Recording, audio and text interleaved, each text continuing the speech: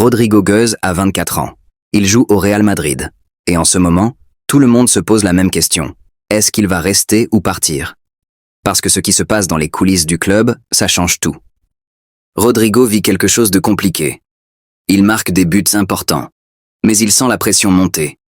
Les médias parlent de lui différemment. Les supporters aussi. Et derrière tout ça, il y a des décisions qui vont définir son avenir. Aujourd'hui, on va voir exactement ce qui se passe avec Rodrigo au Real Madrid en ce mois de décembre 2025.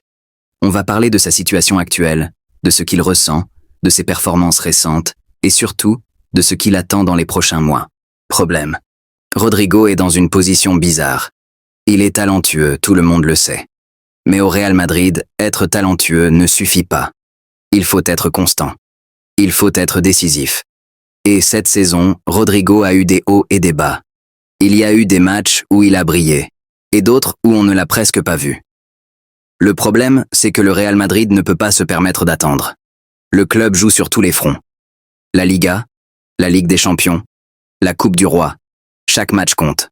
Les médias espagnols ont commencé à poser des questions sur son avenir. Est-ce qu'il va rester titulaire? Est-ce que le club va le garder longtemps?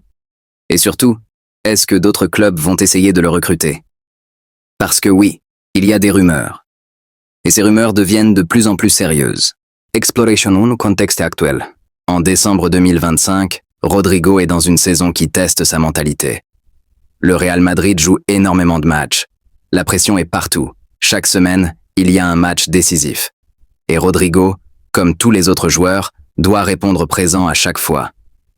Cette saison, le Real Madrid a recruté de nouveaux joueurs. Il y a de la concurrence partout. Et dans l'attaque, c'est encore plus intense. Rodrigo joue souvent sur le côté droit. Mais parfois, il doit jouer à gauche. Parfois, il est remplaçant. Ça dépend des choix de l'entraîneur. Et ça, c'est quelque chose qui peut affecter un joueur. Il ne sait jamais vraiment quelle est sa place exacte dans l'équipe. Il sait qu'il a du talent. Il sait qu'il peut faire la différence.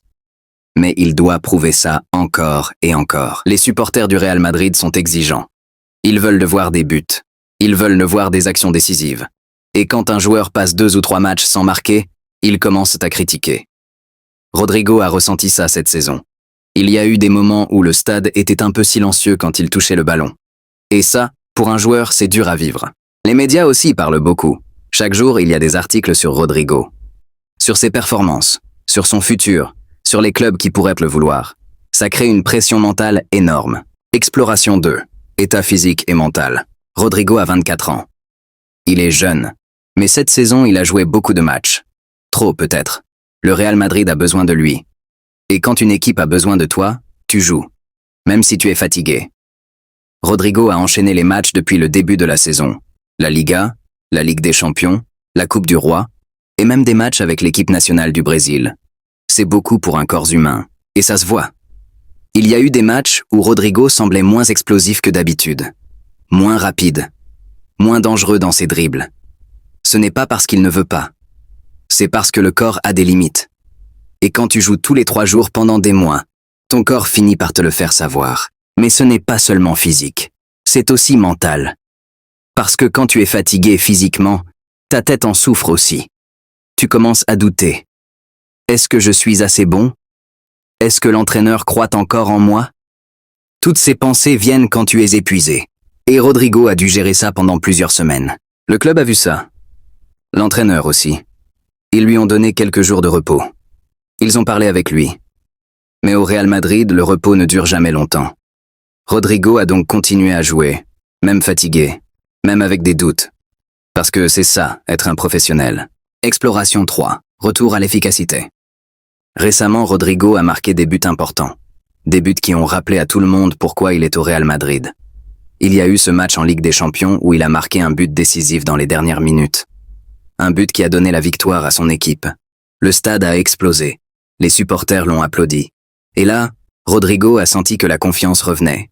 Il y a eu aussi ce match en Liga où il a marqué 2 buts.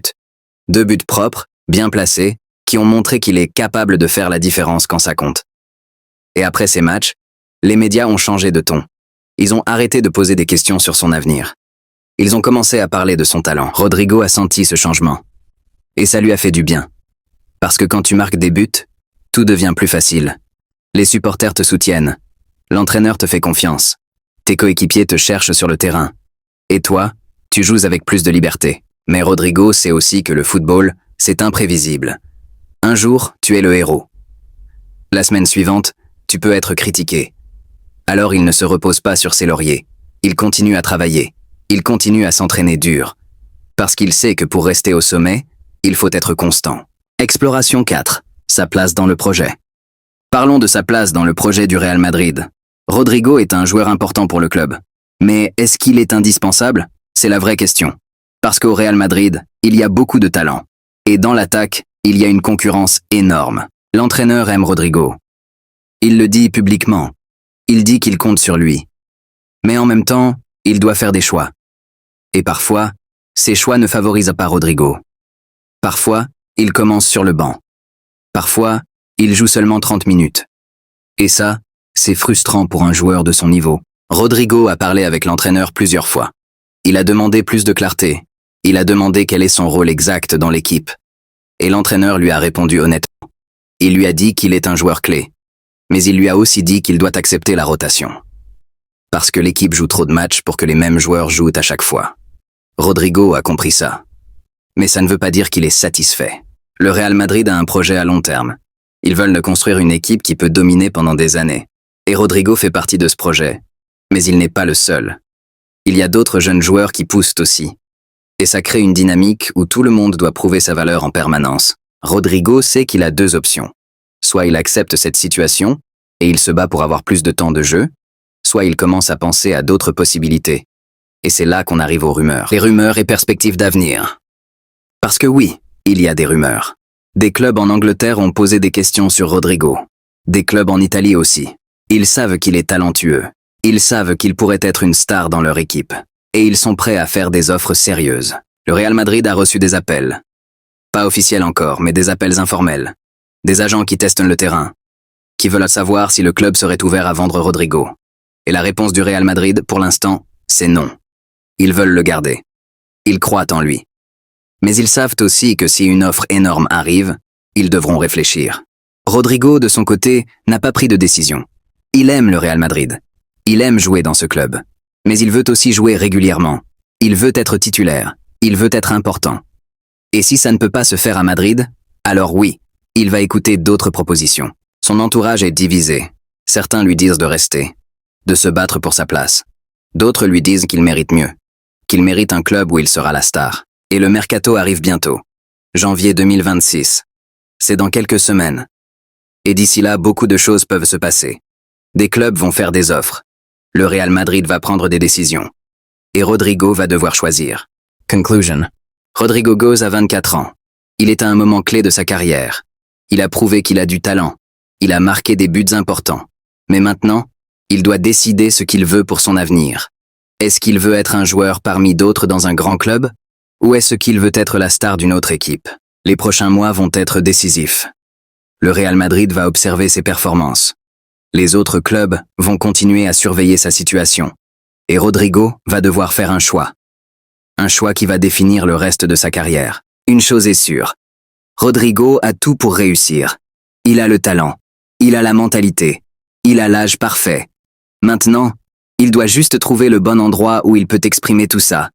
Et que ce soit à Madrid ou ailleurs, on va suivre son parcours de près. Parce que Rodrigo Góes, c'est un joueur spécial. Et son histoire est loin d'être terminée. Abonne-toi pour ne rien manquer sur son avenir.